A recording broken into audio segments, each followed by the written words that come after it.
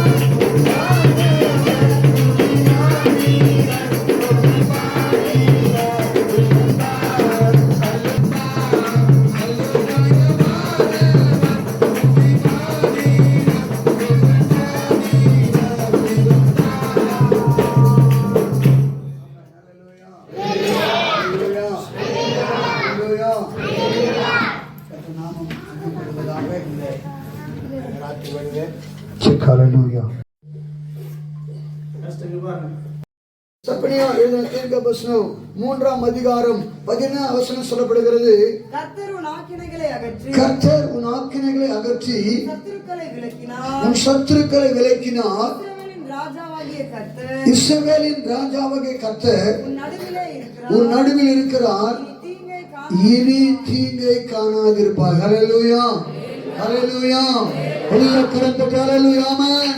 எல்லா கரந்தட்டு ஆமென். நன்றி ஆண்டவரே. ஆமென், ஆமென், ஆமென். எனக்கு அருமையான கர்த்தருடைய பிள்ளையே, அருமையான குடும்பத்தை சார்ந்த கர்த்தருடைய பிள்ளையே, இந்த 2025ஆம் ஆண்டுல அநேக சூழ்நிலைகள் ஆமென் உங்க குடும்பத்துக்கும் அல்லது குடும்பத்தின் பிள்ளைகளுக்கும் சாதகமாக இல்லாமல் போயிருக்கலாம். ஹல்லேலூயா. அல்லது நெருக்கத்தின் மத்தியிலே வாழ்ந்து கொண்டிருக்கலாம், அல்லது வியாதியின் மத்தியிலே வாழ்ந்து கொண்டிருக்கலாம், அல்லது ஆமென் பிரச்சனை மத்தியிலே வாழ்ந்து கொண்டிருக்கலாம். ஆனால் ஆண்டவராக இயேசு கிறிஸ்து 2026ஆம் ஆண்டிலே கர்த்தருடைய வார்த்தை சொல்லப்படுகிறது. வேதம் சொல்லும் விதமாக கர்த்தர் உன் ஆக்கினைகளை அகற்றி.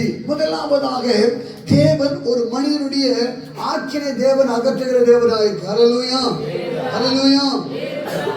ஆக்கினை என்று சொல்லும்போது இந்த உலகத்திலே மனிதன் செய்கிற பாவத்தின் நிமித்தமாக அல்லது மனிதன் தேவனுக்கு கீழ்ப்படியாமல் வாழ்கிற அந்த சூழ்நிலை நிமித்தமாக ஒரு மனிதனுக்கு ஆக்கினை தீர்ப்பு வருகிறது. ஹல்லேலூயா. சாதாவாக ஒரு மனிதனுக்கு ஆக்கினை தீர்ப்பு வருவது கிடையாது. ஆமென். இஸ்ரவேல் ஜனங்களின் வாழ்க்கையில ஆக்கினை தீர்ப்பு வர காரணம் அவர்கள் தேவனை விட்டு அவர்கள் தூரமாய் கடந்து போனபடினாலே, தேவனை ஆராதிக்காதபடினாலே, தேவன் கொடுத்த கட்டளைகளை, தேவன் கொடுத்த நியமங்களை அவர்கள் கை கொள்ளாதபடிக்கு உலகத்திலும் உலக காரியங்களிலும் உலகத்துடைய விக்கிரக கிரியைகளிலும் அவர்கள் பின்மாறி தேவனை விட்டு போனபடினாலே அவர்கள் மத்தியில் என்ன வந்ததுதான் ஆக்கினைகள் வந்தது. ஹல்லேலூயா, ஹல்லேலூயா, ஹல்லேலூயா. ஆக்கினை வந்தது. ஆக்கினை என்று சொல்லும் போது ஒருவனும் எந்த மனிதனாலும் தீர்க்க முடியாத ஒரு பிரச்சனை. ஆக்கினை சொல்லும் போது எந்த டாக்டராலும் சுகம் கொடுக்க முடியாத வியாதி. ஆக்கினை சொல்லும் போது எந்த மனிதனாலும் உதவி செய்ய கூடாததான ஒரு உதவி. ஹல்லேலூயா. அப்படி கர்மான கர்த்தருடைய பிள்ளையே, ஒரு மனிதன் தேவனை விட்டு தூரமாய் போகும்போது, தேவனை விட்டு அவர் தூரமாய் கடந்து போகும்போது அவன் வாழ்க்கையில அவன் நிச்சயமாக ஆக்கினை அவன் வருவதற்கு சந்தேகம் இருக்கிறது. ஹல்லேலூயா, ஹல்லேலூயா. அந்த ஆக்கினை மாற்றுவதற்கு தான் ஆண்டவராக இயேசு கிறிஸ்து உலகத்திலே மனிதனாக தெய்வமாக பிறந்தார். ஹல்லேலூயா, ஹல்லேலூயா. ஒரு தெய்வம் மனிதனுடைய ஆக்கினை தீர்ப்பை மாற்றுவதற்காக, ஒரு மனிதனுடைய ஆக்கினை தீர்ப்பை அவன் முடிவு செய்வதற்காக தான் என் ஆண்டவராக இயேசு கிறிஸ்து 2000 ஆண்டுகளுக்கு முன்னதாக இந்த உலகத்திலே அவர் மனிதனாக அவர் உலகத்திலே அவன் வழிவெடுத்து வந்தார். ஹல்லேலூயா. அதுதான் இன்றைக்கு கிமு சொல்கிறோம். கிமு என்று சொன்னால் கிறிஸ்து பிறப்பதற்கு முன்னே, கிபி என்று சொன்னால் இப்ப கிறிஸ்து பிறந்த பின்பு. ஆகவே கர்மான கற்றலுக்குள்ளேயே ஒரு மனிதனுடைய ஆக்கினை தீர்ப்பை எந்த மனிதனாலும் மாற்ற முடியாது, எந்த ஊழியக்கார மாற்ற முடியாது, எந்த அக்கா தங்கச்சி மாற்ற முடியாது, எந்த சொந்தமங்களா மாற்ற முடியாது. ஆனால் எனக்கு கர்மான கற்றலுக்குள்ளேயே உனக்காக 2000 ஆண்டுகளுக்கு முன்பாக உலகத்தில் வந்த அந்த ஆண்டவனாகிய இயேசு கிறிஸ்து ஒருவரே அந்த ஆக்கினை மாற்ற முடியும். கரந்த ஹல்லேலூயா, மாற்ற முடியும். ஏனென்று சொன்னால் அவர்தான் ஆண்டவராக இயேசு கிறிஸ்து கல்வாரி சிலுவையிலே மனிதன் ஆக்கினை பட வேண்டிய இடத்துல, அல்லது மனிதன் ஆக்கினை தீர்ப்பு ஆண்டவர் ஸ்தோத்திரம் பட வேண்டிய இடத்துல என் ஆண்டவராக இயேசு கிறிஸ்து ஆக்கினை தீர்ப்பு அடைந்தார். ஹல்லேலூயா.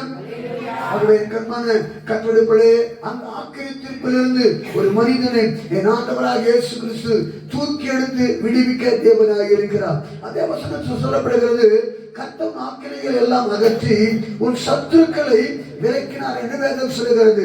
இரண்டாவதாக ஒருவன் கர்த்தருக்குள்ளாக இருக்கும் போது அவன் சத்துருக்களை அகற்றுகிற தேவன். ஹல்லேலூயா, ஹல்லேலூயா. கிழக்குக்கும் மேற்குக்கு எவ்வளவு தூரம் இருக்கிறதோ அவ்வளவு தூரமாக தன் சத்துருக்களை அகற்றுகிற தேவனாக. சத்துரு ஒருபோது மேற்கொள்ள முடியாது. அதை கற்பனை நம் கர்த்தரை தேடும் போது, அதை கர்த்தரை ஆராதிக்கும் போது, அவருடைய சத்தத்துக்கு நாம் செவி கொடுக்கும் போது, இயேசு கிறிஸ்துடைய சமூகத்தில் காத்திருக்கும் போது, நமக்கு விரோதமாக எத்தனை சத்துருக்கள் எழும்பினாலும் அல்லேலூயா ஒரு வழியாய் வருவான், 7 வழியாய் ஓடிப்போம். அல்லேலூயா அல்லேலூயா. உனக்கு விரோதமாக ஒரு வழியாய் வருவார்கள், சத்ருவுக்கு விரோதமாக அவன் ஒரு வழியாக எத்தனிப்பார்கள். ஆனால் எனக்கு கர்த்தருடைய பிள்ளையே 7 வழியாக அவர்கள் ஓடி போவார்கள். ஆமென் அல்லேலூயா. ஆகவே ஒருவன் கர்த்தரோடு கூட அல்லது ஒரு கர்த்தருடைய பிள்ளைகள் ஒரு குடும்பம் கர்த்தரோடு இருக்கும்போது கர்த்தர் ஆக்கினைகளை அகற்றுகிற தேவனாய் இருக்கிறார். இரண்டாவதாக சத்துருக்களை ஆண்டவர் விலக்கிக் கொள்கிற தேவனாய் இருக்கிறார். நேரமல்ல அதே வசனத்தை வாசிக்கும் போது கர்த்தருடைய வார்த்தை சொல்லப்படுகிற வாசிப்போம். இஸ்ரவேலின் ராஜாவாகிய கர்த்தர் உன் நடுவில் இருக்கிறார். மூன்றாவதாக இஸ்ரவேலின் ராஜாவாகிய கர்த்தர் உன் நடுவில் இருக்கிறார். அல்லேலூயா அல்லேலூயா. இஸ்ரவேலின் ராஜாவாகிய கர்த்தர் யார்? இஸ்ரவேலின் ராஜாவாகிய கர்த்தர் சேனைகளின் கர்த்தர். அல்லேலூயா. அவர் பரிசுத்தம் அல்ல. அல்லேலூயா. அவர் சேரக்கூடாத ஒளியில் வாசம் பண்ண. அல்லேலூயா. அவர் மத்தியில் உலாவுகிற தேவன், உன் ஜபத்துக்கு பதில் கொடுக்கிற தேவன், உன் விண்ணப்பத்துக்கு பதில் கொடுக்கிற தேவன். எந்த நிலைமையில எப்பேற்பட்ட சூழ்நிலை கர்த்தருடைய பாதத்துல அவன் அமர்ந்து கிடந்தாலும் அமர்ந்திருந்தாலும் எனக்கு அன்பான தேவஜனமே, உன் நடுவிலே அவர் வாசம் பண்ணுகிற தேவனாய் இருக்கிறார். இஸ்ரவேலின் ராஜாவாக கர்த்தர் உன் நடுவில் என்ன செய்கிறாரா? இருக்கிற தேவனாய் இருக்கிறார். எனக்கு அன்பான கர்த்தருடைய பிள்ளையே, ஆகவே கர்த்தர் இந்த உலகத்திலே எனக்கு வியாதி வந்து விட்டது, அல்லது எனக்கு சோதனை வந்து விட்டது, எனக்கு போராட்டம் வந்து விட்டது, அல்லது எனக்கு அவமானம் வந்து விட்டது சொல்லி நீங்கள் ஒருபோதும் சோர்ந்து போக. அல்லேலூயா. காரணம் இஸ்ரவேலின் தேவனாய் கர்த்தர் நம்முடைய நடுவில் இருக்கிறாரா? இருக்கிறவராக. அல்லேலூயா. அவர் நேற்றும் இன்றும் மாறாதவர். அல்லேலூயா. அவர் நாளை வரைக்கும் மாறாதவர், என்றுமே மாறாதவர். உன் தாயின் கருவின் வயிற்றில உருவாகும் முன்னே கர்த்தர் அழைத்திருக்கிறாரு. அவர் என்றும் மாறாதவராக இருக்கிறார். ஆனா கர்த்தருடைய பிள்ளையே, அந்த இஸ்ரவேலின் தேவனுடைய செட்டைக்குள்ள நீ வரும்போது அவருக்கு என்ன வருமா? நன்மை உண்டாகும். ரூத்தின் புத்தகம் 3ஆம் அதிகாரம் நீங்கள் 11 வசனத்தை ஒரு வசனத்தோட வாசிப்போம். ரூத் 3ஆம் அதிகாரம் 11 வசனம் வாசிப்போம். உன் செய்கைக்கு தக்க பலனை கர்த்தர் உனக்கு கட்டளையிடுவாராக. இஸ்ரவேலின் தேவனாகிய கர்த்தருடைய செட்டைகளின் கீழே நீ அடைக்கலமாய் வந்த உனக்கு அவராலே நிறைவான பலன். அல்லேலூயா அல்லேலூயா. எல்லா கரத்தை அல்லேலூயா. அவராலே நிறைவான பலன். என்ன பலனா? நிறைவான ஆசீர்வாதம். அல்லேலூயா. கர்த்தர் ஒரு மனிதனை ஆசீர்வதிக்க அவன் சித்த வைத்து சொன்னா அதை குறையே வைக்க மாட்டார். அல்லேலூயா. கர்த்தர் ஒரு மனிதனுக்கு சுகம் கொடுக்க அவர் அவன் சித்தமுள்ளவராக சொன்னா ஒருபோதும் அவர் குறையே வைக்க மாட்டார். ஆகவேதான் ரூத்தை பார்த்து சொல்றார், நீ யாரை நம்பி வந்திருக்கிறான்? இஸ்ரவேலின் தேவனாகிய கர்த்தரை நீ வந்து நம்பி வந்திருக்கிறபடினாலே எல்லாம் விட்டு, மோவாப் தேசத்தை விட்டு, உன் வீட்டை விட்டு, உன் குடும்பத்தை விட்டு, உன் சூழ்நிலை விட்டு, உன்னுடைய சிச்சுவேஷனை விட்டு, எல்லாவற்றையும் விட்டு நீ என்னை பின்பற்றி வந்தபடினாலே, அல்ல என்னை ஆராதிக்க வந்தபடினாலே, என்னுடைய சத்தத்தை நீ கேட்கும்படியாக நீ வந்தபடினாலே உனக்கு என்ன உண்டாகுமா? அவராலே நினைவு. அல்லேலூயா. அவர் தான் நம்ம ஆசிரியக்கிறவர். எந்த டாக்டர் எடுத்து போனாலும் சுகமாக. அல்லேலூயா. ஒரு ஊசி கொடுப்பா, 2 மாத்திரை கொடுப்பான், போயிருமான்னு சொல்லுவான். ஆனா பரம டாக்டர் முழங்கால் படி, ஆண்டவரே இந்த வியாதி எனக்கு எதற்காக வருது, இந்த போராட்டம் எனக்கு எதற்காக வருது, இந்த பிரச்சனை எதற்காக வருது சொல்லி எனக்கு அன்பான தேவஜனமே, நீ தேவ சமூகத்துல முழங்கால் பண்ணிட்டு உன்னை ஒப்பு கொடுத்து உன்னை கர்த்தருடைய பாதத்துல சீர்படுத்தி ஸ்திரப்படுத்தி அவள் சமூகத்துல ஜெபிப்பா என்று சொன்னால் உன் வாழ்க்கையில எப்பேற்பட்ட தீராத வியாதிகள், தீராத பிரச்சனைகள், தீராத போராட்டங்கள், தீராத சோத்திரம், தீராத காரியங்கள் எல்லாம் என்ன செய்வோம்? கர்த்தர் விட்டு மாற்றுகிற தேவனாய் இருக்கிறார். ஆகவேதான் இஸ்ரவேலின் செட்டைக்கு வந்திருக்கிற உனக்கு அவராலே என்ன உண்டாகுமா? நிறைவான. அல்லேலூயா. ஒரு காலப்ப குறைவா இருக்கலாம், ஆனா கர்த்தருடைய ஆசீர்வாதம் நிறைவு கொண்டு வரும். கர்த்தருடைய ஆசீர்வாதம் செழிப்பு கொண்டு வரும். கர்த்தருடைய ஆசீர்வாதம் அவனை பெருக பண்ணும். எனக்கு கர்த்தருடைய பிள்ளை இந்த ரூத் புத்தகத்தை வாசிக்கும் போது ரூத் ஒன்றும் யாருமே கிடையாது. அம்மாவே இல்லை, அப்பாவும் இல்லை, கணவன் இல்லை, கணவன் செத்து போயிட்டான், யாருமே கிடையாது. சொந்த மாமியார் மாத்திரம் இருக்கிறாங்க. ஆனா மாமியார் கூட சொல்றாங்க, என்னை முத்தம் செஞ்சு நீ போயிருமான்னு சொன்னாங்க. ஆனா ரூத்துக்குள்ள ஒரே ஒரு விசுவாசம், உன் தேவன் என் தேவன். அல்லேலூயா. உன் ஜனம் என் ஜனம். ஹல்லேலூயா, ஹல்லேலூயா. நீ எந்த இடத்துல மரணம் அடைவாயோ அந்த இடத்துல நான் மரணம் அடைவேன் சொல்லுவேன். முன்னை என்னை விட்டு ஒருவர் எழுத முடியாது, பிரிக்கவே. ஹல்லேலூயா, ஹல்லேலூயா. அந்த வைராகியம் ஒரு மருமகளுக்கு இருக்கணும், அந்த வைராகியம் ஒரு மருமகளுக்கு இருக்கணும். ஹல்லேலூயா. ரூத் புத்தகத்தை பார்த்துங்க, மருமகளுக்கு மருமகளுக்கு தான் ஒரு ஐக்கியம். எப்பேற்பட்ட ஐக்கியம் நீங்க யோசிச்சு பாருங்க.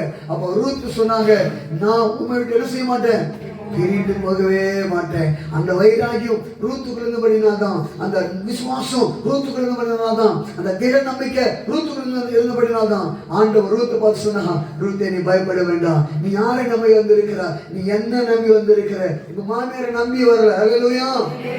எந்த சொந்த பந்தங்களுக்கு உதவி செய்யல, நீ எல்லாராலும் கைவிடப்பட்டு தனிமையான நீ வந்திருக்கிறாய், என்னை நம்பி வந்திருக்கிறவனால தேவனாலே, இஸ்ரவேலின் தேவனாக உனக்கு என்ன உண்டாகுமா, நன்மை உண்டாகும், நிறைவு உண்டாகும். அந்த ரூத்துடைய வம்சத்தான் தாவீது பிறந்தாரு, அந்த தாவீது வம்சத்தான் இயேசு பிறந்தார். ஹல்லேலூயா, ஹல்லேலூயா.